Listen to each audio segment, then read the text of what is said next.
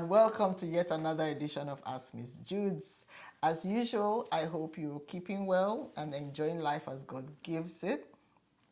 And today, another special edition because I still have my mom with me, and we want to talk through what I consider a real challenge for many people, and that's the question of forgiveness.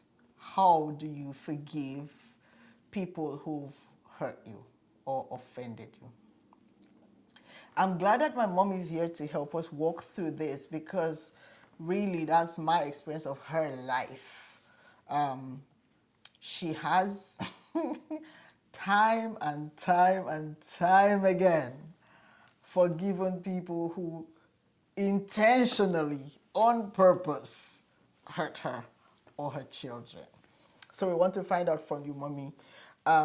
First, why is forgiveness a thing? Because if we say we are Christians, that is, we should live like Christ.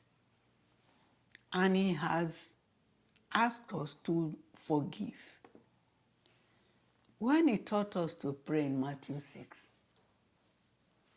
in verse 12 or 11, He said, forgive us our trespasses or our debtors, as we forgive those. So if you say, as we forgive those, and you know you don't forgive, then you are lying. You are lying. You are not telling the truth. That prayer is not for you. Okay, Because, Mom. Yeah, go ahead. because as He has taught us to pray like that, He wants us to live it. You have to show the evidence that really you are a Christian. And you don't forgive with mouth, and then behind you do another thing. When you say you forgive, you forgive. Some say forgive and forget, but I don't forget. It's not as if I will use it on you somehow. No.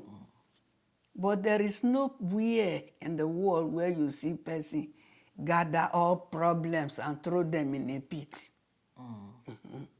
So I will just overlook and take my mind off it. Because while I was small, my mom used to tell me, when I complained when I was living with my brother and his two wives, when I complained, he would say, they are complaining. They are just training you for your home. Whoa. He said, take everything easy. He said they are not doing you anything evil. They are just teaching you who you will be tomorrow. So if you get married and you are in your own home, you will know what to do.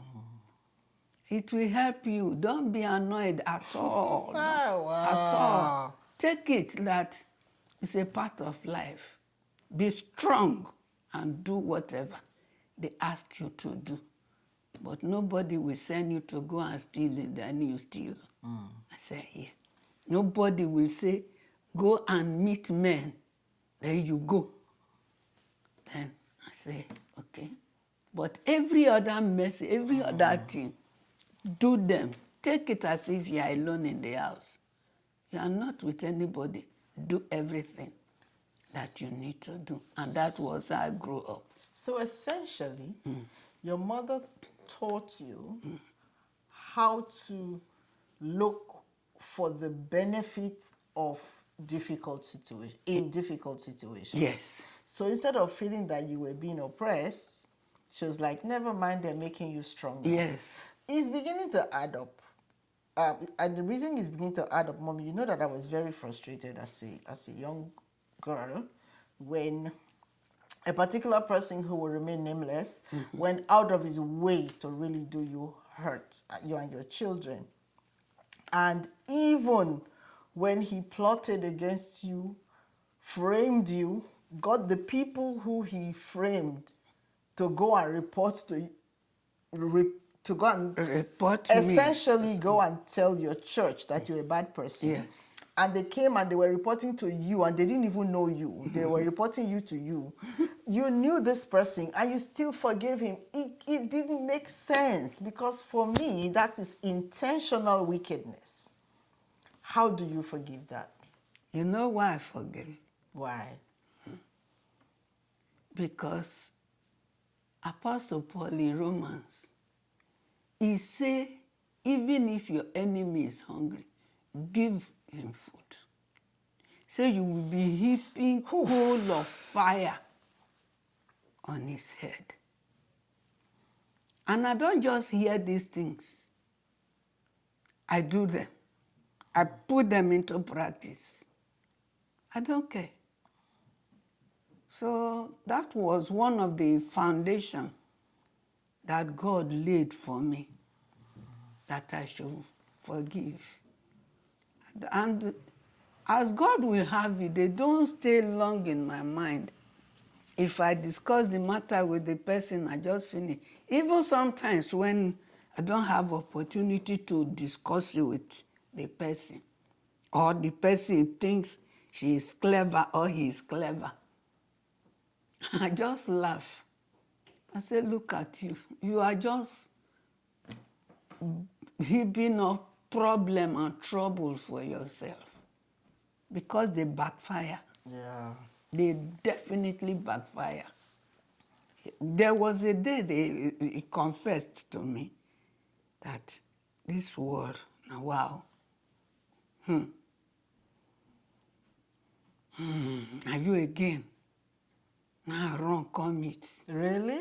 Yeah. All right. So for those who don't understand Pidgin English, so this person who I am refusing to name, Yes. whose crusade was to bring my mother down in life, ended up benefiting from her, Yeah. and is now confessing Yes. that he couldn't believe that you that have done all these bad things to you are still the one rescuing me now. So I guess that's a testimony Yes. that if you do what is right, even to people who are undeserving, even if they end up not recognizing, at least this one recognized and came back to you, but even if they don't, you have sown good for your children. Yes. And because you're a woman who has been blessed by God with so many children, grandchildren, and great-grandchildren, all you're investing is goodness so that your children and grandchildren will benefit. Exactly. And that's a philosophy that I adopted from you. I used to say to my students at the University of Technology in Jamaica, I said, I'm a wonderful teacher and a mother to you because I'm trusting that I'm investing in for my children and my grandchildren who are yet to be born.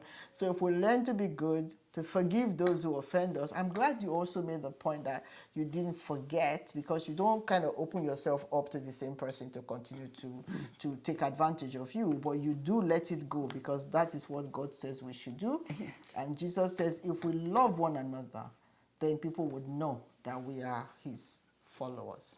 And King Solomon also said in Ecclesiastes, he said, as righteousness tendeth to life, so to he that pursueth evil, pursueth it to his own heart. So you let him do, he will see, he will meet it, he will get the result in future. Wow. So for you, my awesome subscribers, I want to submit to you today that it pays to be good, it pays to forgive, it pays to love those who love us and even those who don't, because ultimately we are investing for our children, their children after them, and generations yet unborn until Jesus tarries. As a result of my mother's example, by the grace of God, I'm trying. I'm not there yet, but I find that it's a lot easier to forgive and move on, and it frees you as well. Because when you have forgiven somebody, you are lighter. You don't have to be carrying that burden anymore. No wonder Jesus says we should forgive. He knows that it will make us feel better. Yes. So again, I'm just going to round this up really quickly. We're going to have more conversations, but remember to forgive, to love yourself, to love God, love those around you. So as always, I'm going to ask that you like, share, and subscribe. Keep those comments coming in. And if you'd rather send an email, please do so to askmzjudz@gmail.com. So that's askmzjudz, askmzjudz@gmail.com. And I look forward to coming your way again real soon. Take care. Bye.